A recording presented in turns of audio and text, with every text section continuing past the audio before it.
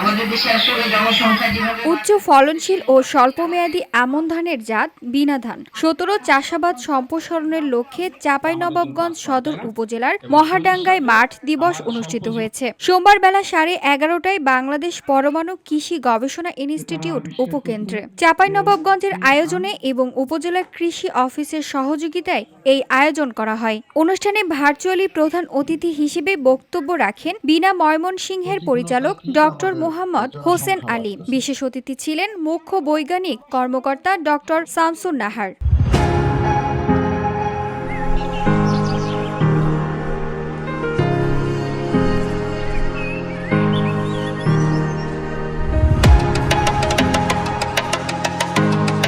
বিনা উপকেন্দ্র চাঁপাইনবাবগঞ্জের ভারপ্রাপ্ত কর্মকর্তা ডক্টর মোহাম্মদ আজাদুল হকের সভাপতিত্বে অনুষ্ঠানে আরও বক্তব্য দেন কৃষি সম্প্রসারণ অধিদপ্তরের উপপরিচালক ডক্টর মোহাম্মদ ইয়াসিন আলী, সদর উপজেলা কৃষি সম্প্রসারণ কর্মকর্তা আনিসুল হক মাহমুদ, উপসহকারী কৃষি কর্মকর্তা ফাহাদ হোসেন এবং স্থানীয় কৃষক মানিক, সিরাজ ও Belal Hossain.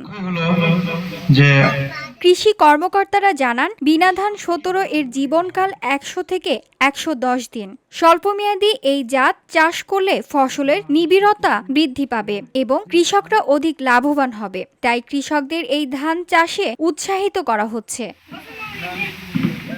VOD Bangla news desk. আমাদের জনসংখ্যা বাড়তেছে, জনসংখ্যা যত বাড়তেছে তাদের